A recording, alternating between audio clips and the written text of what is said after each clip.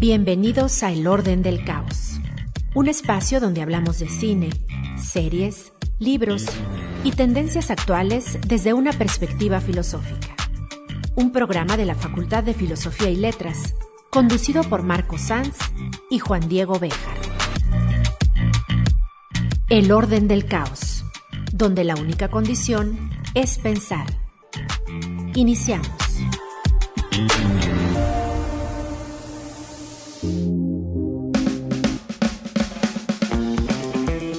Sean bienvenidos a un episodio del Orden del Caos. Esta vez estoy muy emocionado por tener con nosotros al doctor Jaime Labastida. Es un académico de primerísimo nivel de nuestro país. Él está con nosotros gracias a que vino a participar en la Feria Internacional del Libro de Culiacán y pues aceptó platicar con nosotros y estamos muy emocionados en la facultad, en Radio UAS. Y pues le agradezco mucho, doctor Jaime, por estar con nosotros, por hablar con nosotros. Y pues tengo preparados algunos temas con ocasión justo de la conferencia que usted dictaba ayer con ocasión de la Feria del Libro. Por ejemplo, me gustaría iniciar con la idea de la utopía, que es una de las ideas que salió de manera marginal, digamos, ayer en sus comentarios y que nos dictaba una cátedra sobre esta cuestión de qué es una utopía, por qué resulta interesante y por qué podrían incluso llegar a resultar peligrosas, pese a su carácter, digamos, tan ilusionante para muchos y para muchos pensadores en la historia de la filosofía. Ha resultado tremendamente seductora la idea de una utopía y sigue, creo, presente y latente en el anhelo de muchas personas, el tratar de dirigirnos hacia un ideal de ciudad, a un ideal civilizatorio, a un ideal de comportamiento político. Y pues no sé si nos quisiera ahondar un poco en las ideas que nos comentaba ya ayer en la conferencia. Con muchísimo gusto. Antes que nada quisiera agradecer a la UAS y a ti mismo, Juan Diego, que me hayan invitado a tener esta conversación. Desde luego, el concepto de utopía, la lucha por las utopías, llama muchísimo la atención y es un atractivo de carácter, hasta podríamos decir, revolucionario, porque implican, en cierto sentido, una crítica de la realidad existente. La gente está insatisfecha con la manera como se vive y cree que hay que luchar por una sociedad mejor. Hasta ahí la utopía me parece perfectamente aceptable y no objeto nada en su concepto. Recuerdo que la voz utopía la crea el gran humanista del Renacimiento, Tomás Moro, y significa de manera literal que no existe ese lugar. Viene de la negación uk en griego, no, y topos, lugar. No lugar, el no lugar. Pero ¿qué es lo que me preocupa de la utopía? Es la búsqueda de una sociedad perfecta. Y la perfección pues no exige ya cambios. Las utopías, cuando pisan el terreno de la realidad, se convierten en lo contrario de sí mismas. Y entonces es en donde entra el conflicto para mí mayor. ¿En qué se han transformado las utopías? Examinemos 2 o 3, si se quiere. La utopía de Vasco de Quiroga en la Nueva España, inspirada desde luego en los conceptos utópicos de Tomás Moro, como lo ha puesto en relieve Silvio Zavala. Eso no lo discuto, es cierto, viene de ahí. ¿Cómo se construye la utopía? ¿Qué es lo que busca Tomás Moro? Su inspiración es de carácter estrictamente religioso y quiere, porque considera, genera pues una utopía en lo que actualmente constituye la región en Ciudad de México de Santa Fe, en Coajimalpa. Él logra la concesión de 5,000 hectáreas para establecer ahí lo que llamo el Hospital de Santa Fe de Coajimalpa, para 50 familias, aproximadamente 250 personas en 5,000 hectáreas. Las normas que establece son verdaderamente atroces, a mi manera de entender. No deja ningún espacio para la libertad. Están establecidas las horas del sueño, las horas de trabajo, las horas de oración, De manera que él parte de la idea de que los indígenas en los que realiza ese experimento son maleables como la cera. Y su intención es arrancarlos de las manos del demonio, o sea, de sus antiguas creencias que él considera idolátricas. ¿Qué pasó después con esa utopía? Él pasó a ser el obispo de Michoacán, pero la utopía en Santa Fe de Coajimalpa luego quedó, al cabo de los siglos, en manos de los comuneros que estaban ahí, que hicieron primero minas de arena. Esas minas de arena fueron transformadas en basureros de la ciudad y en la actualidad es el centro financiero y comercial, pues quizás más importante del centro de la República. O sea, me pregunto si ese es el destino de las utopías. Ok. Porque esa sería como que la versión mexicana, ¿no? De utopía. Sí, claro, pero la utopía de Moro, las otras utopías del Renacimiento, la de Campanella, la de Bacon, ¿qué son? Pues también se dan en islas, y esto es lo primero que debe llamarnos la atención. Son sociedades cerradas, no son sociedades abiertas, no permiten la libre expresión y la libre desarrollo, digamos, de la individualidad. Todas arrancan, por supuesto, de la idea establecida en la mal traducida República de Platón. ¿Qué es lo que plantea Platón? Pues quiere una sociedad perfecta. Una sociedad perfecta de 50.000 individuos, de 50.000 ciudadanos libres. Su modelo es la ciudad helena. Grecia no era una unidad, no constituía ninguna unidad salvo lingüística y quizá cultural. Pero desde el punto de vista político, pues cada ciudad era totalmente independiente una de otra. Y eso es el modelo al que se acoge por las circunstancias de su tiempo Platón. No rechaza la esclavitud, ni mucho menos. Claro. Su utopía es una utopía cerrada. Como dice Karl Popper, son los enemigos de las sociedades abiertas. Y pues... Entonces, hablábamos de esta idea platónica, de cómo Platón tenía esta idea tan cerrada, tan estricta, y que pues, como comentaba usted, la gran contradicción de estas utopías es la contravención de la idea de la libertad, en todo caso. Y no solamente eso. Lo más grave de las utopías, a mi juicio, es que en tanto que son perfectas y están cerradas, no tienen desarrollo. Si tú alcanzas la perfección, ¿a qué más puedes aspirar? Claro. Habría que defenderla solo, ¿no? No, bueno, ¿y en qué consiste la defensa? En aniquilar a todo lo que se opone a ella. La diferencia, ¿no? Que es justo lo que usted comenta. Es decir, estas utopías estarían casi destinadas a convertirse en dictaduras. En dictaduras, pero me parece que habría una especie de paralelismo con la tribu, digamos, ¿no? No, porque bueno, las tribus tienen de sí mismas una perspectiva también de perfección, bueno, las tribus también son cerradas. Exacto. No admiten ninguna oposición interna. Exacto. Todas las decisiones se toman por consenso total. De manera que quien esté en contra de lo que decide la tribu es expulsado de ella. Y generalmente se suicida. En las sociedades más arcaicas es lo que sucede. O se sacrifica, ¿no? Directamente. Sí. Bueno, pero en el caso de la utopía, a ver, ¿qué pasó con la Unión Soviética? ¿Qué pasa con la utopía platónica? ¿Qué pasa con la idea de la beatitud celeste? Bueno, ahí no hay cambio ninguno. Alcanzas la plenitud significa que quien se opone a ella pues debe estar loco, ¿no? Exacto. Entonces lo mandan a Siberia o lo mandan a un manicomio, le dan un balazo en la nuca. Claro. Y bueno, ¿qué fue lo que hizo Stalin? Pues acabó con millones de personas que se oponían a un desarrollo planificado por él y por el Partido Comunista. Que por la oposición o por la búsqueda del ejercicio de la libertad se constituyen en el enemigo. Así es.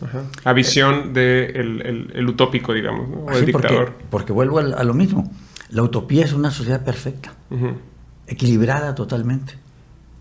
Y un poco también creo, eso me parece curioso, esta cuestión o estos riesgos que vemos claramente en las utopías y en la idea de la utopía, a pesar de que es tan ilusionante de esta idea, parece que es la forma en la que normalmente se ha pensado el gobierno de la razón. Es decir, que cuando la razón o la ciencia o incluso la filosofía, como en el caso platónico, se hacen cargo del gobierno, normalmente suelen tener este tipo de actitudes dictadoras, digamos, porque no, digamos, no estarían dispuestas la razón o este sujeto científico del que usted comenta en el edificio de la razón. Estos sujetos absolutistas no están muy de acuerdo con subordinarse a cosas como los sentimientos políticos, los sentimientos nacionales, a la democracia, a las costumbres, y por lo tanto todo lo que no se ajuste con la razón y se constituya como diferente, pues debe ser aniquilado, ¿no? Así es. Entonces, así es. Ese es el grave peligro de la utopía, que cuando toca el piso de la realidad se convierte en lo contrario de sí misma, en una sociedad rígida, en una sociedad helada que aniquila a lo que se oponga a ella.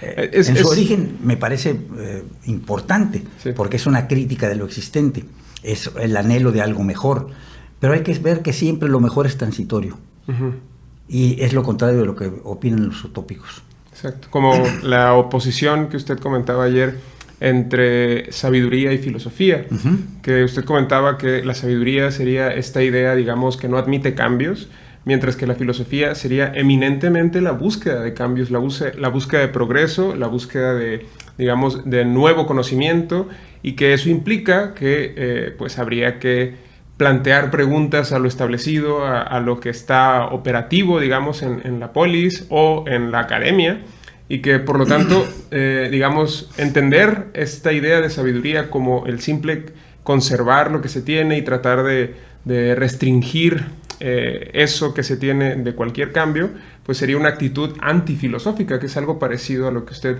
comentaba ayer entre esta oposición de sabiduría y filosofía, ¿no? Bueno, sí. Digamos, está implícito en lo que responde Pitágoras, ¿no? ¿Eres un sofos? No, soy un filósofos. Amo lo que está por descubrirse. Okay. Eso es implícito, pero mucha gente ha considerado que filosofía es etimológicamente el amor a lo que ya se sabe. No, yo creo que es amor a lo que se ignora. Okay. Amor a la indagación. Me gusta mucho la idea, porque justo creo que Heráclito, por ejemplo, era muy fan de este tipo de ideas, es decir, de considerar que lo que ya se tenía, como por ejemplo los poetas o Homero y Hesíodo, eran personajes para Heráclito bastante dudosos, digamos, y que el hecho de considerarlos a ellos como la fuente de todo conocimiento posible, para Heráclito representaba el gran riesgo, digamos, de la idea de la Grecia en ese momento que él podía llegar a tener. Por supuesto. Digamos, ¿qué es lo que pasa en las sociedades arcaicas, para llamarlas de esa manera muy sencilla, o las sociedades ágrafas, como luego se dice? Míticas también. Sí, de pensamiento mítico, que se apoyan en la tradición. Y lo que hace la filosofía es poner en duda la tradición. No acepta lo que dice el oráculo, no acepta lo que dicen los sacerdotes, sino que indaga, como dice Heráclito, indago en mí mismo. ¿Y qué es lo que encuentra en sí mismo? Encuentra una estructura que es la estructura del logos, la estructura de la palabra, la estructura del lenguaje, que es lo que es la creación de un pensamiento, ¿cómo podría decir? De una figura ficticia, que es el logos universal. Él es el que tiene la razón. Sabio es quienes oyen, no a mí, dice, ukemu alatu logo. Exacto. No de mí, sino de la razón viene esto que digo. No soy yo el que habla. Es decir, se desdobla en dos sujetos. Uno es ficticio, el yo normal que camina por las calles de Éfeso, y el yo ficticio, que es el representante del logos. Ya no de la tradición, sino del logos. Entonces, no es la antigua palabra, no es la sabiduría tradicional la que impera, sino la indagación, lo nuevo. Exacto. Y en ese sentido, por ejemplo, la cuestión está tan interesante de que en griego la palabra logos significa al mismo tiempo tanto palabra como razón, que parecen ser en la actualidad dos conceptos no necesariamente vinculados, porque pues razón sería muchas veces esta forma, digamos, específica de ejercer pues el lenguaje, una forma, digamos, técnica o incluso tecnológica en el sentido de la producción de modelos de conocimiento. Sin embargo, la idea del lenguaje es tremendamente más abarcadora y muchísimo más interesante, al punto en el que llega incluso a incluir a la propia poesía, cosa que aparentemente el lenguaje científico, pues digamos que no incorpora elementos poéticos. En ese sentido, yo veo una especie de amalgama curiosa entre la poesía y la filosofía que usted representa de una manera paradigmática en nuestro país. Muchas gracias. Y pues le quería hacer esa pregunta, es decir, ¿cómo ve usted esta posible, digamos, disociación o contrariedad que se asoma a veces entre la poesía y la filosofía. Cosas que aparentemente, insisto, resultan contrarias cuando la filosofía solo se preocupa en la producción de conocimiento, que en opinión de la propia filosofía o de la ciencia, la poesía no aporta, digamos, al conocimiento racional. Bueno, es que, como lo acabas de señalar con plena justicia, en la lengua griega no se divide el lenguaje de la razón. Forma parte intrínseca de la lógica del lenguaje. O sea, el lenguaje tiene una lógica de tal manera precisa que, digamos, la lógica está implícita en el lenguaje mismo. De modo que logos implica ciencia, razón, palabra, lenguaje, etc. En cambio, en el latín y en las lenguas que se derivan de él, se separan la ratio y la palabra. Ratio significa incluso proporción, medida. No es el caso, digamos, de logos. Es una expresión plurivalente, la expresión de logos. Pero muy productiva. De tal suerte que incluso ahora hablamos de ciencias en el sentido antropológico, epistemológico. Sí, el logos está presente en esas formas de expresión de nuestro lenguaje del español. Pero es cierto, el lenguaje griego, la lengua griega, no separa una cosa de otra. Considera totalmente imbricado la razón con el lenguaje. Y tienes razón. Y resulta tremendamente curioso teniendo autores tan exquisitos, haciendo distinciones, como el propio Aristóteles, que hace distinciones de todas las terminologías y hasta se hace su diccionario en el libro quinto de la Metafísica, pero no repara en distinguir estas dos cosas. Es decir, había una especie de precomprensión allí, de una unidad que no había que separar, que no había ningún problema en mantener esa unidad, y que hoy por hoy resulta extraño que hayamos nosotros tomado una distancia tan grande entre este lenguaje poético y el lenguaje, digamos, técnico, filosófico o científico también. Bueno, es que la primera forma de expresión, digamos, que conoce la humanidad, es una expresión que ahora llamamos poética, donde tiene un ritmo que permite la memorización de lo que se dice. La transmisión de los conocimientos se da por vía oral, de manera pues que se requiere de una cierta secuencia rítmica para que lo que se dice se pueda memorizar. Y de ahí que incluso los primeros grandes filósofos, o algunos de ellos, se expresen en forma poética, porque quieren también una métrica determinada de lo que están expresando. El poema de Parménides es muy claro, la forma como escribe Empédocles también. El resto ya empieza a escribir bajo la forma, digamos, oracular, de manera de sentencia. Heráclito lo hace así, Tales lo hace así, Anaximandro también lo hacen de esa manera. Demócrito no se diga, ¿no? De tal manera que ya no es una secuencia de carácter rítmico. Por lo menos no tenemos certeza de que hayan escrito poemas, sino libros sobre la naturaleza o sobre cualquier otro tema, de los cuales apenas nos quedan fragmentos recogidos por diversos hermeneutas, digamos así. ¿Qué es lo que sucede en este sentido? La poesía se separa de la filosofía. Sus formas vienen a ser ya de carácter más lógico y argumentativo, mientras que la poesía no argumenta, la poesía declara. Exacto. Pero busca, pese a todo, digamos, un cierto ritmo. Esto es lo que...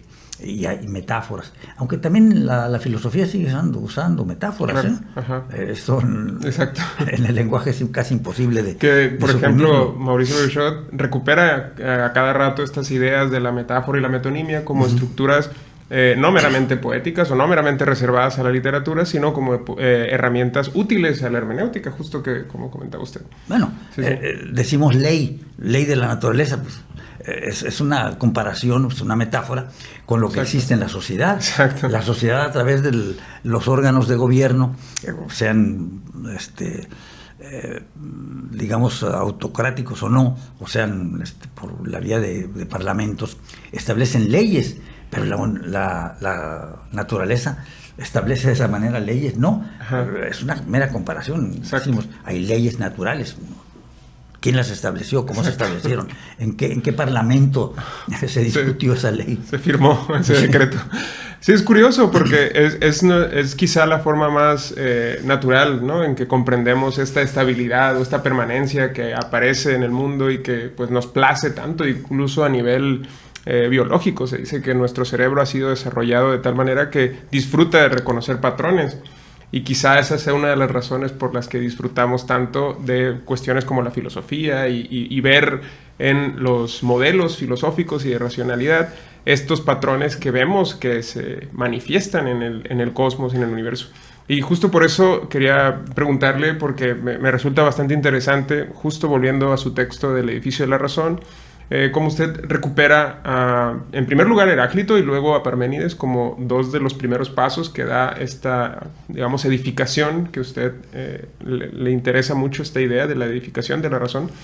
Y bueno, como Parménides pareciera que él tenía, insisto, pues el único texto que nos queda de él es un poema, y es bastante interesante ver cómo la solidez de sus argumentos o la solidez o la, digamos, la tremenda inmovilidad que él propone a través de sus argumentos contrasta bastante con lo que él hace a nivel, digamos, de escritura. Es decir, hace un poema que tiene ritmo, que tiene movimiento. Entonces, el hecho de que esté proponiéndonos un sistema inmóvil, un sistema en donde el movimiento sería ilusorio, pues resulta extraño, digamos, al propio modo en el que trata de entregarnos y seducirnos con este modelo. Entonces, no sé si usted considera que la poesía, por ejemplo, tendría ese carácter, digamos, de ser vocativa, ser llamativa, ser seductora, aunque persigue intereses, quizá, por ejemplo, como en el caso de Parménides, de proponernos modelos teóricos, modelos filosóficos.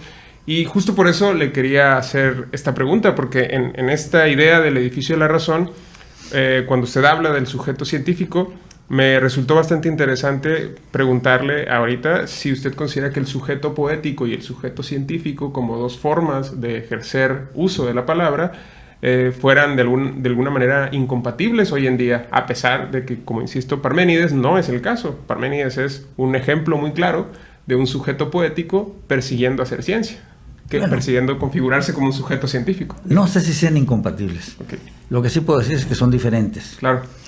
Es decir, sobre todo en la lírica, el sujeto, digamos, aflora de manera clara y es un yo.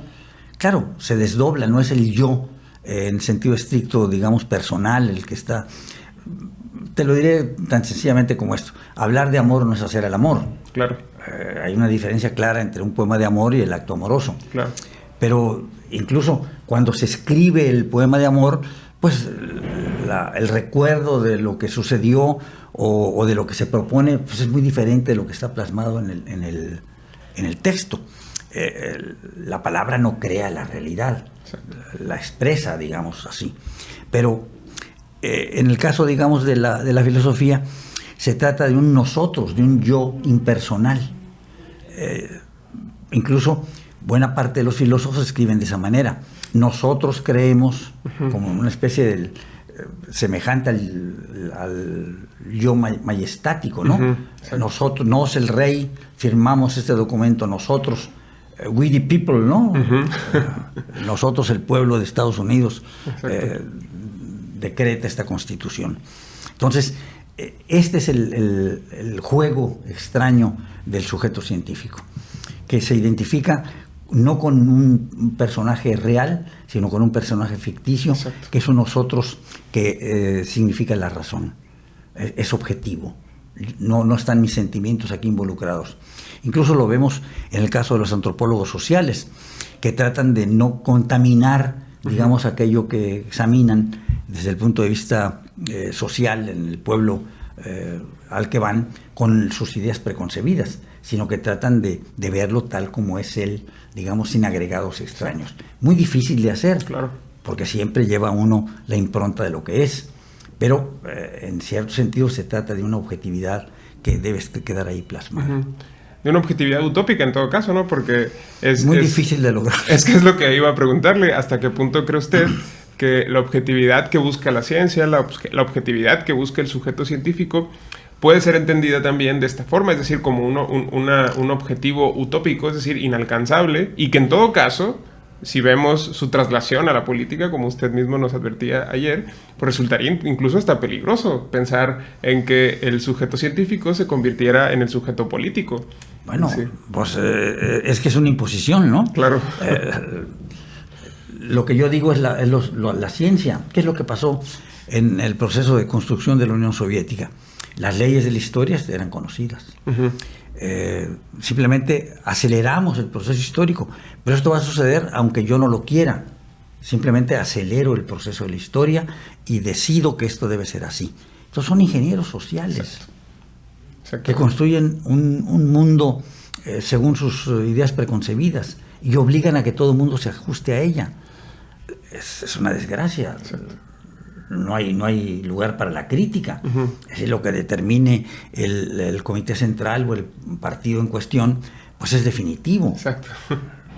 Entonces, por eso me llama tanto la atención, porque en el edificio de la razón usted inicia ese texto, el prólogo incluso, diciendo que le interesa mucho la defensa de esta edificación que hemos logrado como seres humanos de este sujeto científico, de sus proposiciones a través de la razón y demás. Y usted comenta con lujo de detalle cómo esta idea del sujeto científico fue producida en oposición directa a el sujeto mítico, digamos, este sujeto tribal y que restringido y demás, que justo tendría estas características parecidas a la idea de la utopía, en el sentido de que considera lo extraño como el enemigo y demás. Lo que quiero decir es que esta oposición que habría entre el sujeto científico y el mundo mítico debería ser una oposición que debamos cuidar también, es decir, que ninguna de las dos quede reducida o que tenga una prioridad, porque me parecía que en el texto usted, tiene un interés especial, al menos en este texto lo deja claro, en defender este edificio que se ha logrado a través de la razón. Bueno, es que hay en el momento actual una serie de actitudes totalmente irracionales. Uh-huh. Eso no significa que la razón sea definitiva. O sea, habría que matizarlo también en ese aspecto. O sea, la irracionalidad también tendría... Bueno, es lo que dice Hegel. Ajá. Lo nuevo siempre se presenta bajo la forma de lo demoníaco. Ajá. Es lo extraño, es el otro, que rompe las estructuras existentes. No siempre son racionales las propuestas que hace el demonio, ¿no? Ajá. Pero como dice también Machado a través de Mairena, pues hay que escuchar todas las razones del demonio, ¿no? Ajá, sí, para saber cómo piensa, cómo actúa, por dónde nos viene. Quizá tenga razón. Ajá. Claro, justo me parece muy interesante en ese sentido, por ejemplo, Aristóteles, ¿no? Que Aristóteles en el libro 9, en el capítulo 3 del libro 9 de la Metafísica, justo él dice que el logos, que el ejercicio de la razón, implica una percepción de contrarios. Que implica conocer lo que se quiere conocer, el objeto del conocimiento, pero además conocer igual, con la misma cantidad de detalles, a su opuesto, digamos, ¿no? A su contrario. Justo en ese sentido me refiero con esta oposición a la que usted hace referencia en el edificio de la razón, y que incluso usted ayer comentaba como esta relación de oposición entre la sabiduría y la filosofía, es decir, esta oposición, este conflicto, ¿usted considera que podría entenderse como este pólemos heracliteano, que podríamos entender como una guerra necesaria, que no habría que detener, sino que incluso motivar? Que este conflicto sería, digamos, necesario para el movimiento de la historia, que es muy parecido a lo que parecería que piensa Hegel, ¿no? Es decir, que el conflicto de contrarios es justo lo que nos produce el movimiento histórico, por decirlo así. Bueno, creo que lo has entendido muy bien. Okay. Te felicito. Yo estoy completamente conforme con esa idea. Por ejemplo, se ha acusado a Hegel de que, si bien para él todo es proceso, sin embargo culmina en determinados aspectos y se cancela el movimiento. Yo no lo creo así. Hay que leer la totalidad de la obra de Hegel para darse cuenta de que no tiene de ninguna manera una concepción estática, sino todo lo contrario. Claro, la síntesis no es reposo, ¿no? Digamos. La síntesis es un momento que anuncia otro más. Exacto. Que viene después. Lo vemos muy claro. El sistema empieza por la lógica. La lógica es totalmente abstracta y vacía. Todo el proceso hegeliano va de lo abstracto a lo concreto. Curiosamente, el filósofo más abstracto de todos, el más racional, el más sistemático y absoluto, considera que hay que huir de lo abstracto para volver a lo concreto. Así lo dice expresamente en las lecciones de historia de la filosofía. La filosofía debe huir de lo abstracto para llegar a lo concreto. ¿Pero qué es lo concreto en Hegel? No es lo que piensan los empiristas, esto que veo y toco, sino lo que está al final del proceso. Pero el final es simplemente el comienzo de otra cosa. Claro. La ciencia de la lógica termina en la idea absoluta. Empieza por la oposición entre el ser y el no ser, y luego la primera figura es el devenir. Pero, ¿por qué termina en idea absoluta? Son meras formas, ¿cómo podríamos decir? Formas lógicas, son las estructuras de la razón. Pero las estructuras de la razón sirven para comprender el universo. La segunda gran figura del sistema hegeliano es la filosofía de la naturaleza. Y la filosofía de la naturaleza tiene mayor concreción que todo lo que está digamos, incluso en la idea absoluta. Claro. Y el tercer gran movimiento de la estructura general de la filosofía hegeliana es el espíritu absoluto. Es decir, del espíritu vacío a la concreción de la naturaleza y luego a la recuperación en el pensamiento. ¿Y cuáles son esos momentos? En la fenomenología del espíritu es el espíritu subjetivo el que está y termina en la razón absoluta. Es primero la relación entre el sujeto y el objeto y termina en la razón absoluta. Dice, no, está el absoluto, sí, pero el absoluto es solamente otro paso para llegar a lo que se expresa en el desarrollo histórico, en la historia, en la ciencia, en la filosofía, que es la culminación, pero va a seguir. Igual, por ejemplo, en la filosofía del derecho. En la filosofía del derecho dicen, claro, termina en el estado absoluto prusiano. Es una tontería, ¿no? Jamás dijo Hegel cosa semejante. Al revés, la sociedad civil paralela es la activa. Y la última figura de la ciencia del derecho, de la filosofía del derecho, perdón, es una figura abierta, que es la historia universal. ¿Dónde está ese término último en Hegel? No existe. Claro. Es un proceso, todo es un proceso. Exacto. Y es lo que yo me trataba de insistir ayer en la charla, en la conversación que tuvimos con Juan Carlos. Sí. No hay identidad. La identidad es tan solo un momento, pero porque está en proceso. Yo respeto el principio de identidad, por supuesto, quien no. Podríamos decir incluso que la identidad, o al igual que estas ideas como la utopía, o incluso la propia idea de la razón, que usted insiste que se trata de una ficción, serían más bien cosas posibles, no así efectivas. Es decir, que no son cosas que estén de hecho pasando y que no pueden ocurrir de hecho, sino que serían algo así como posibilidades, e incluso finalidades teleológicas, es decir, que nos dirigen hacia algún punto. O que son transitorias. Ajá, ok. Mejor digamos así. Me interesa mucho lo de la posibilidad, porque implica que es imposible realizarlas, y que me parece que ese sería el punto, digamos... O se realizan en un momento y tienen que ser superadas. Ok. Por eso digo, son transitorias. Ok. O sea, por ejemplo, ¿usted consideraría que una utopía como la platónica cambiaría de acuerdo a los ideales, por ejemplo, de cada momento histórico? Es decir, una utopía del siglo XXI sería distinta a una utopía del siglo XVIII, por decirlo así. Bueno, tendría que estallar desde adentro, y estallan desde adentro. Sí, sí. Le digo, ¿quién soporta la perfección? Exacto.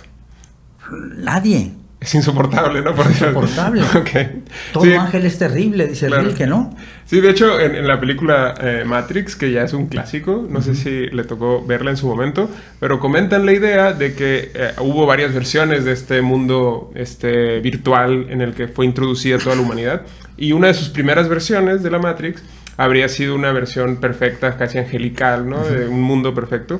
Y comenta el personaje, el arquitecto, que es el personaje de esta película, comenta que pues, fue un total fracaso, que los seres humanos la rechazaron, que perdieron a muchísimos seres humanos porque no aceptaban este mundo tan ideal. y que justo tuvieron que incorporar otros elementos que permitieran la imperfección, cosa que era contradictoria a lo que el arquitecto tenía en mente, pero que resultó, insisto, patente esta contradicción profunda que incorpora la idea de la perfección, por decirlo así. Así es. Si tú lees un gran libro de finales del siglo XIX y principios del XX, Los grandes problemas nacionales de Andrés Molina Enríquez, te asombraría, digamos, lo que él considera cuáles son los grandes problemas nacionales que no tienen nada que ver con los actuales. Okay. La existencia del latifundio, cosas por el estilo, ¿no? Para nosotros ahora los grandes problemas nacionales son totalmente distintos. Quiere decir que, bueno, sí, en aquel momento lo eran, en este momento son otros. Claro. Así que, ¿qué es lo que nos proponemos ahora? Cuando yo digo México no está en proceso de ser, quiero decir que hay que diseñar un futuro posible para México. Una utopía mexicana nueva, por decirlo así. Cuando la alcancemos, nacerá otro. Exacto. Es decir, el proceso histórico es la superación de problemas que generan nuevos problemas. No resuelven todos, generan nuevos problemas. Nuevos problemas y más deseables incluso en algunos casos, ¿no? Es decir... Y más amplios. Ajá. Cuando se hablan de los problemas de la actualidad, por ejemplo, muchas veces se olvida hasta cierto punto cuáles eran los problemas de hace 100 años, ¿no? Es decir, hace 100 años en donde no teníamos prácticamente...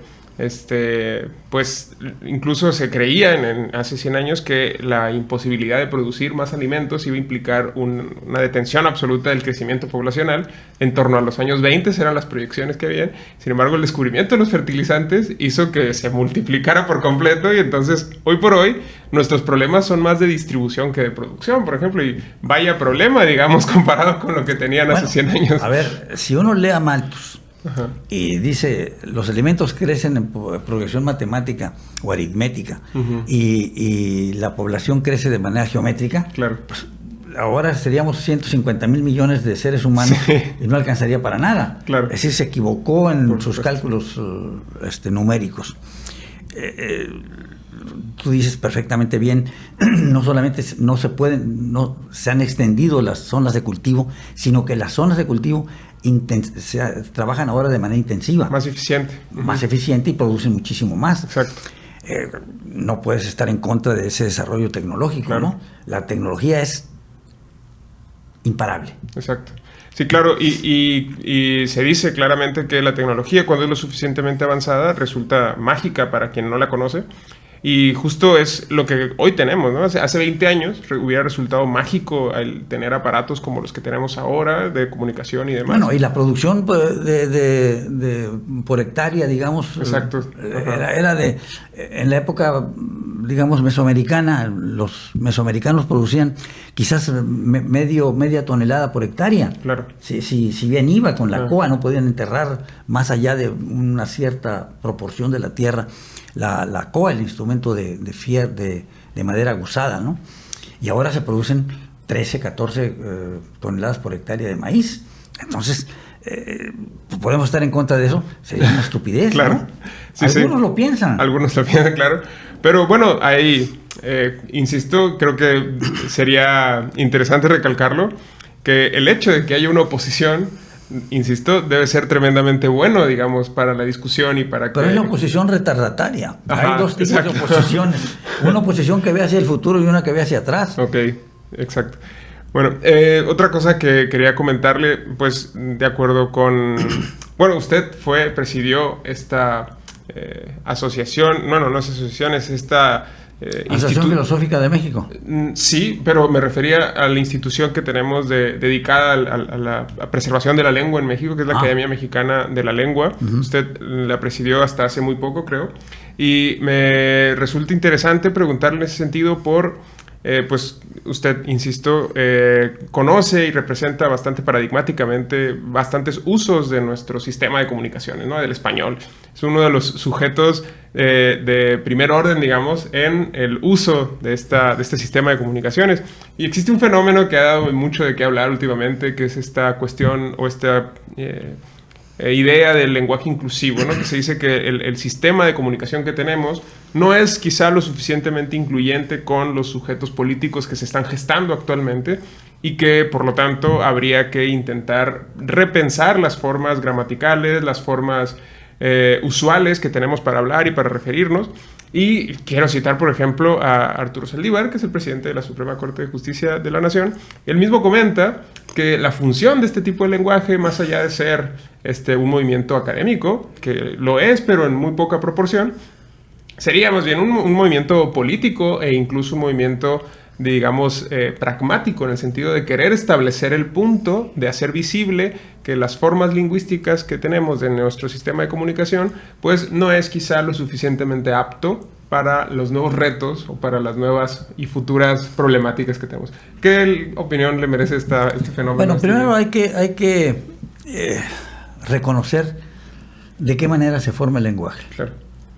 Se acusa a las academias, se acusó durante mucho tiempo a las academias, de imponer en los diccionarios y en las gramáticas la forma en la que el pueblo debe hablar. Exacto. Eso no es verdad. Las academias recogen lo que el pueblo construye. O sea, los procesos de construcción de la lengua se decantan a través de los siglos. No son ni individuos, ni académicos, ni políticos los que pueden imponer al pueblo la forma de hablar. El pueblo ha establecido determinados géneros gramaticales y a lo largo de los siglos. Es decir, no solamente hay gramaticalmente hablando el masculino y el femenino, hay también el neutro y hay el epiceno. Uh-huh. El epiceno es un género muy curioso, porque es un género gramatical, no sexual, okay, que, digamos, confunde los dos géneros. Tú dices, hay un animal que es la foca. Okay. Gramaticalmente parece femenino, sin embargo, es epiceno. O sea, podemos decir la foca macho. La foca macho y la foca hembra. Okay. El tiburón macho y el tiburón hembra. El elefante macho y el elefante hembra. Uh-huh. Decimos el artista, decimos el guitarrista. Aparentemente son femeninos, sin embargo, uh-huh, son epicenos. ¿Usted considera que, por ejemplo, el uso de la palabra el hombre, ¿no?, que es esta idea que se utiliza mucho en los libros de filosofía para hablar del ser humano y de la humanidad, ¿usted considera que sería un uso de este tipo de caso, de un epiceno? No hay ningún problema en usarlo. Okay. Es un masculino inclusivo. Ajá. Incluye al género femenino también.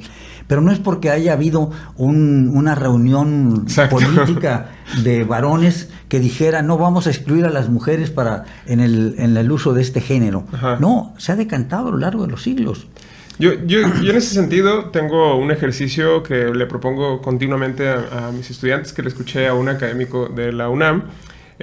Me parece muy interesante porque les he propuesto que como ejercicio cambiemos esta idea o esta palabra que aparece constantemente en los libros de filosofía. Cuando llegamos a la palabra el hombre, uh-huh, les sugiero que lo cambiemos por la mujer. Uh-huh. Y hagamos el mismo ejercicio de incluir tanto a los que estamos ahí, a los hombres que estamos ahí, a los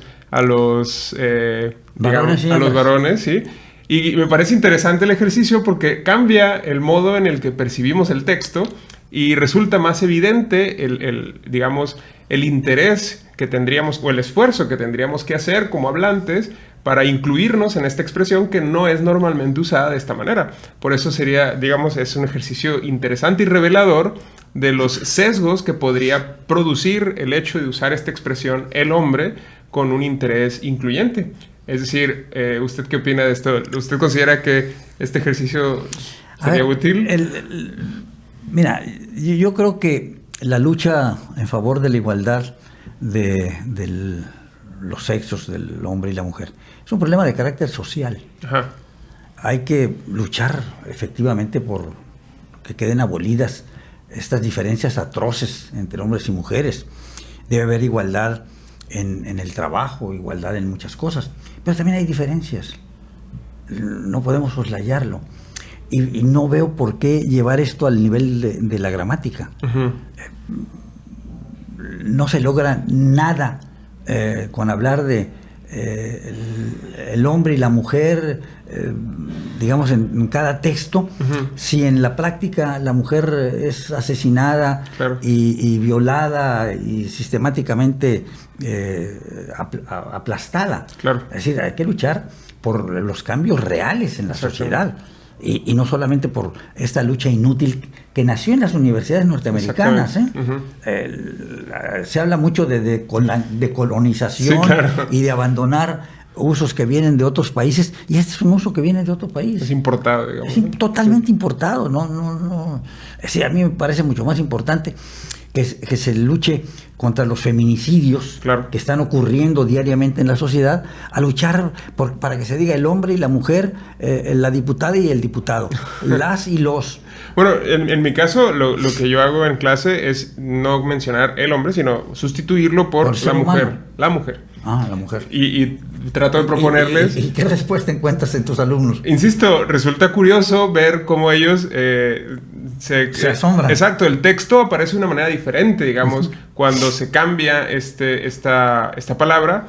Y justo es, creo, la utilidad de este tipo de ejercicios que deja claro o evita intentar pensar en este tipo de sesgos, es decir, evita ver el texto de una forma sesgada, por decirlo así. Y quizá esa sea la función más interesante que pueda tener este movimiento, digamos, el lenguaje inclusivo. No tanto su incorporación posible a la gramática. Yo no he podido usar el lenguaje inclusivo porque me parece el aprendizaje de una jerga. Claro, sí. Estoy tan acostumbrado, tengo tantos años ya de vida, que me resulta muy difícil. Sí, porque, bueno, en mi opinión, los modelos que se han propuesto hasta ahorita, en general, a mí personalmente no me gustan tanto, ¿no? Estos modelos de usar otras letras para cambiar el género de las palabras y demás.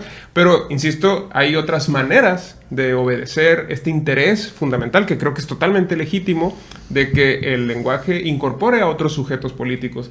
Y ese interés de incluir a otros sujetos políticos creo que estaría en la propia idea que usted expone bastante bien del sujeto científico, que es la inclusión es la naturaleza fundamental de la razón. Es decir, busca generar universales. Y en ese interés de producir universales, digamos, a nivel político y pragmático, podría ser este interés o esta dirección que propone el lenguaje inclusivo mucho más interesante que los modelos hasta ahora propuestos. Yo creo que esa parte quizás sea lo más valioso del movimiento, digamos, la intención detrás del movimiento y no tanto sus modelaciones que hasta ahorita, en mi opinión, pues no atinan, creo yo, en el verdadero carácter que tendrían las academias de la lengua, que no es dictar cómo debe hablar. Las academias no somos normativas. Exacto. La academia no es normativa, no le dice al pueblo cómo debe hablar. Exactamente. Recoge lo que el pueblo habla.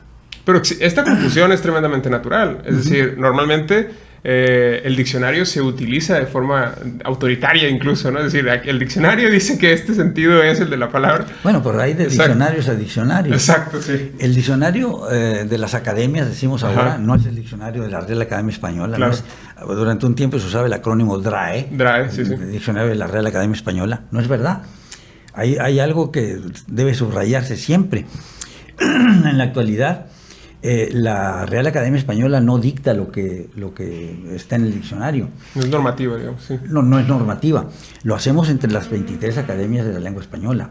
Y este es un fenómeno que nació en México y de México. Las academias empezaron a nacer a finales del siglo XIX en América, cuando España se dio cuenta de que era imposible revertir el proceso de emancipación de las antiguas colonias americanas. Y empezaron a surgir las academias de la lengua. La mexicana fue la tercera en nacer en 1875. Eran correspondientes de la española, quiere decir que tenían correspondencia con ella, pero no había relación entre las academias. La mexicana no se comunicaba con la argentina o con la ecuatoriana o con la colombiana.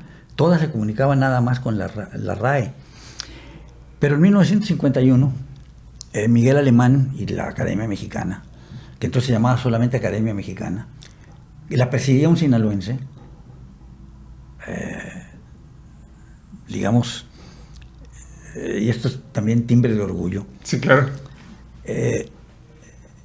Inició un proceso, convocó por primera vez a un congreso de todas las academias de la lengua española, que se realizó en México. ¿En los 50? En 1951. Ok. Con todas las facilidades las otorgó el gobierno para que se reunieran las academias, y de ahí nació lo que ahora existe, la Asociación de Academias de la Lengua Española. Pero para nuestro asombro, la única academia que no asistió a ese congreso, al primer congreso de la lengua española, fue la española. Ok. ¿Y sabes por qué? No tengo idea. No. Porque la dictadura franquista les impidió a los académicos españoles asistir y le impuso al gobierno mexicano una taxativa. Para dejar asistir a los académicos españoles, tienen que dejar de reconocer a la República Española y reconocer a la dictadura franquista. Eso no se hizo y entonces los españoles no pudieron venir. Entonces el presidente alemán se mantuvo firme y Alejandro Quijano, que era el director de la Academia Mexicana, también. No asistieron los españoles. Sinaloense él. Claro, Mazatlán. Genial. Entonces, ¿qué sucedió? España mandó a un embajador para que limara las asperezas y al cabo del tiempo nació la Asociación de Academias. En la actualidad, la Asociación de Academias, la ASALE, toma las decisiones por consenso. Se discute entre todas las academias y se hacen congresos cada 4 años. México lleva 3 congresos realizados. Me tocó, por fortuna, presidir el 15º en México. Era el tercer congreso que se hacía allá en México. Entonces, más que en España se han hecho 2. Y existe este diccionario, ¿no? Que es poco conocido, ¿no? El de mexicanismos. Bueno, ya se acaba de publicar una nueva edición. Una edición, primero la hizo un académico, Guido Gómez de Silva, después se hizo otra que publicó Siglo XXI cuando yo lo dirigía, y ahora se acaba de publicar un tercero que se llama Diccionario de Mexicanismos Propios y Compartidos. Porque, por ejemplo, hay palabras que se vuelven universales, que ya no pertenecen solamente a México, pero que tienen un origen mexicano. Chocolate, se usa en todas partes. Tomate, se usa en todas partes. ¿Es un mexicanismo? Bueno, es un mexicanismo inicial, como jardín. Jardín es un galicismo, pero ya se usa de tal manera que la gente incluso no sabe que viene de Francia, ¿no? Aquí tuvimos un gran administrador público, Monjardín, y la gente decía Monjardín en lugar de Monjardin. Claro. ¿Quién iba a decirle Monjardin? Claro. Mi jardín, ¿no? Pues le decíamos todos Monjardín. Claro. Bueno, pero de origen francés, de ascendencia francesa. Entonces, este nuevo diccionario utiliza, digamos, la doble connotación. Son palabras originadas en México, pero que utilizan muchos países. Claro. Y bueno, solo por curiosidad, porque personalmente lo desconozco, cuál es este proceso, pero me interesa saber cuáles son los criterios quizá para incorporar, por ejemplo, un término o una palabra, no solo en este diccionario de los mexicanismos, sino en el diccionario, digamos, de las academias de la lengua. ¿Cuál considera usted que sean los principales criterios como para que una palabra deje de ser solamente de uso popular y pase a formar parte o al registro canónico, por decirlo de alguna manera, que recogen las academias? ¿Cuáles son estos? El criterio es muy sencillo. Es un problema de extensión. Se usa en una región, es decir, bichi. ¿Lo usamos solamente en la región noroeste, Sonora, Sinaloa, o es general? Segundo, tiempo, extensión en el tiempo. Chido se ha dejado de usar. Tuvo un auge, digamos, hace unos años, pero yo cada vez lo oigo menos. Es una jerga. Se tiene que recoger esa palabra porque estuvo en uso. Pues quizás si alguien la usó en un texto literario o de ensayo, en fin, se puede registrar como en desuso, porque también hay arcaísmos que han caído en desuso. Pero es el criterio. La extensión en el tiempo y la extensión en el espacio. Hay diccionarios regionales, hay diccionarios de sinaloísmos, o diccionarios de mayismos, o de yucatanismos. Pero el diccionario, digamos, de mexicanismos intenta abarcar el conjunto del país. Pero en el caso, por ejemplo, de estas palabras en desuso, ¿estas no pierden el registro? ¿No pasa eso? Porque... Bueno, hay un diccionario, el CORDE, que es el que, digamos, recoge el uso tradicional de algunas palabras que ya no se usan. Magüer. Magüer, ¿quién dice ahora magüer? Claro, me parece el Quijote, por ejemplo. Sí, magüera pastor, dice una canción, ¿no? Mejor fuera pastor. ¿Quién dice eso? Nadie ya. Pero el diccionario lo registra porque te lo encuentras en un texto literario. Claro. Sí, como insisto, el Quijote y otros textos están plagados de este tipo de arcaísmos. Duelos y quebrantos los sábados. Le dice uno, ¿qué es eso? ¿Qué comida es esa? Sí. Parece que son huevos con chorizo. O como hay otras palabras, ¿no? Como esta de moros y cristianos. Moros y cristianos, sí. Que es como una comida incluso en algunos lugares y demás. Bueno, es arroz con frijol negro. Exacto. Y es curioso ver cómo se... Arroz blanco con frijoles negros. Pero bueno, ya para terminar le propongo esta última cuestión. Quería leerle un extracto de otra gran filósofa mexicana que pues justo también como usted usaba estos dos mecanismos de comunicación, la poesía y la filosofía, que es María Zambrano. Me interesa mucho comentarle, digamos, creo que recoge bastante bien este fragmento, un poco las ideas que usted ha manejado, tanto ayer como en sus textos, especialmente en los textos poéticos como en los textos filosóficos. Y ella habla de una forma quizá un poco sarcástica y dice, la poesía representa a la mentira. Todo representar es ya mentira. No hay más verdad que la que refleja al ser que es. Lo demás es casi crimen. La creación humana es puramente reflejante. Limpio espejo el hombre en su razón del ordenado mundo. Reflejo a su vez de las altas ideas. Lo que no es razón es mitología. Es decir, engaño adormecedor, falacia. Sombra de la sombra en la pétrea pared de la caverna. Bueno, es muy platónico, ¿no? Sí, claro. Y me parece interesante, ¿no? Que ella hable de esta manera como, digamos, burlándose de algún modo de la percepción que tendrían algunos filósofos y algunos académicos sobre la poesía.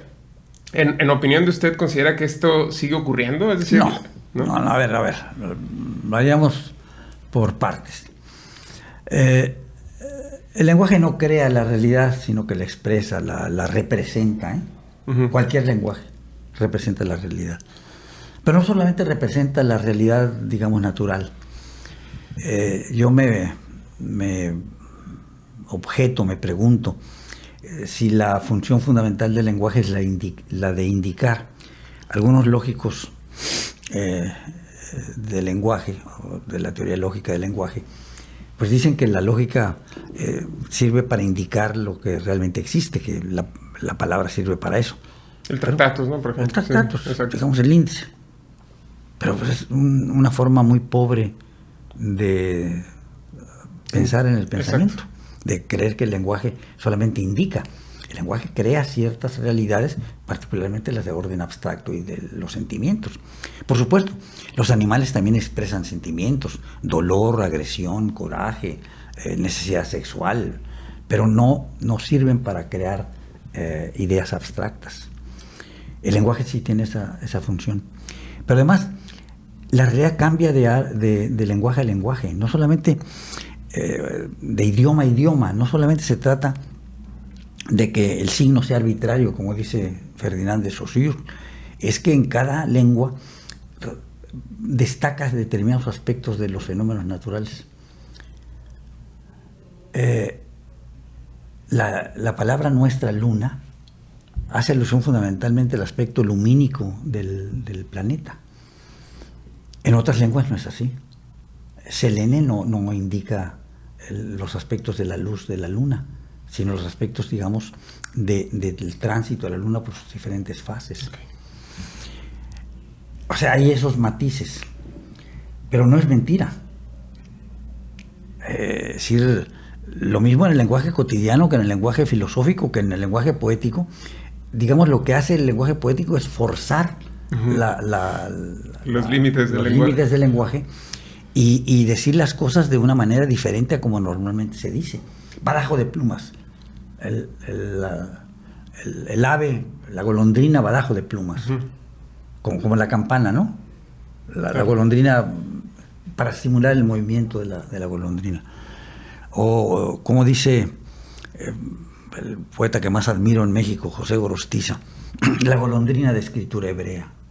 Qué hermoso, ¿no? La golondrina de escritura hebrea. Es el vuelo de la golondrina, el que está expresado ahí. Es uno de los aspectos múltiples de la golondrina. En cambio, Huidobro, el gran poeta chileno, habla de la golondrima, de la golondrisa, de la golondriña, para indicar la multiplicidad de aspectos alegres que tiene la golondrina al llegar el verano, ¿no? De manera que no es mentira. la poesía representa la mentira. No, la poesía dice de otra manera las cosas que cotidianamente vemos y expresa aspectos contradictorios, aspectos no advertidos normalmente, ¿no? En el lenguaje. Hace comparaciones insólitas. Para citar nuevamente a Gorostiza, el Ulises Salmón de los regresos. Qué hermoso poema, qué hermoso verso, ¿no? Es un verso en decasílabo, yámbico, heroico, con el acento en la sílaba sexta, que divide en 2 hemistiquios el verso de 11 sílabas. Wow. El Ulises Salmón de los regresos. El acento está en la sílaba sexta. ¿Por qué el Ulises? Comparar un salmón con Ulises. un pez que es un ente natural con un ente ficticio como es Ulises. ¿Qué tienen en común? Que los dos vuelven al lugar de su nacimiento. Ok, ya entiendo. El de la Ilíada y el de los ríos, digamos, el salmón. De la Odisea. Sí, claro. El de la Odisea. Perdón, sí, claro. El de la Odisea. Bueno, y en este sentido se dice también del arte, que es la poesía justamente un arte, que normalmente esta definición me parece muy paradigmática y muy interesante, ¿no? De que se trataría el arte de una mentira que cuenta la verdad, que sería un poco, si forzamos esta idea de la mentira como una manera de decir las cosas como no son, para tratar de señalar en ellas algo no evidente, que es justo la idea que usted estaba tratando de elaborar, pues de alguna manera, de una manera técnica y un tanto ingenua, que usted comentaba de entender el lenguaje como meramente denotativo o indicador, sí resultaría posible entenderlo como mentira. Y quizá eso sí nos revela que el carácter de la verdad está mucho más allá de la idea lógica que se tiene de ella como una simple adecuación. Entre sujeto y objeto. Exacto. Entre sujeto y predicado. En ese sentido, ¿usted cree que la poesía sí logra un tipo de verdad? El Ulises Salmón de los regresos, ¿no te revela de pronto cuando descubres lo que está implícito una nueva verdad? Sí. ¿Qué tienen en común 2 entidades tan diferentes entre sí? Vuelven al lugar del origen. No lo dice de manera implícita, lo dice de manera implícita, no explícita. Sí. Pero entonces descubrir eso es una maravilla. Claro. Pero asombra. Pero entonces, esta verdad, ¿usted cree que es la misma verdad que logra la ciencia? ¿O se trataría de verdades de diferentes registros? Ahora la ciencia es muy compleja. Claro. Se hacen equipos, sobre todo la física y la química y la medicina. Si la medicina es una ciencia, ¿no? Si no es más bien una ciencia aplicada. Si la ciencia está más bien en la biología y los médicos la aplican. Pero independientemente de eso, digamos, la ciencia en la actualidad es un proceso muy complejo. Claro. Hecho con una gran cantidad de instrumentos, tanto mentales como físicos, los descubrimientos astronómicos actuales son verdaderamente asombrosos. Exacto. Yo creo que van a llevar a poner en duda el llamado Big Bang, Claro. Porque no se ha encontrado un límite, ni se encontrará, a mi juicio. Es decir, yo estoy de acuerdo ahí con las antinomies de la razón pura kantiana. Creo que es imposible llegar a encontrar ese límite. Entonces, ¿por qué el Big Bang? Encontramos un cierto equilibrio en el proceso. ¿Por qué una explosión que no pierde fuerza al cabo de los siglos y de los millones de años luz y sigue, digamos, moviéndose el universo más o menos de la misma manera? Entonces, de las ciudades mesoamericanas en donde creían que la bóveda celeste giraba alrededor de ella, a lo que ahora nos descubren los telescopios más avanzados como el James Webb, ¿no? Que ahorita es el que está de moda, digamos. Es algo verdaderamente asombroso, ¿no? Claro, sí. Es monstruosa la distancia, las cosas que nos muestran son cosas increíbles. Vemos cadáveres. Exacto, sí. Vemos cadáveres. Algunas de esas estrellas que aparecen ahí ya no existen. Ya no existen. Claro, o ya no existen de la misma manera, ¿no? Uh-huh. Entonces, en ese sentido, ¿usted cree que la idea o la palabra de verdad, que solo tenemos una, debería tener distintos sentidos cuando hablamos de verdad poética, de verdad científica, o incluso, y que aquí me parece también sería interesante, de la verdad en la política? Es decir, normalmente creo que es donde... La política se mueve fundamentalmente por pulsiones, ¿eh? Ok, pero habrá una verdad política, ¿no? Bueno, hay algunos políticos más serios que sí establecen proyectos, Exacto. Pero en general lo que mueven son sentimientos. Entonces, pero esto no sería del todo, digamos, una manera peyorativa de denominar a esta verdad, sino que sería interesante entender que, por ejemplo, la razón, como esta forma que ya hemos visto utópica en la política, la razón aplicada a la política en su forma utópica, pues es incompatible con esta verdad que vemos en la política desplegada, ¿no? Y me recuerda mucho esta frase que hemos comentado ya varias veces en este podcast, de Gianni Battimo, que dice que no nos ponemos de acuerdo cuando encontramos la verdad, sino que encontramos la verdad cuando nos hemos puesto de acuerdo.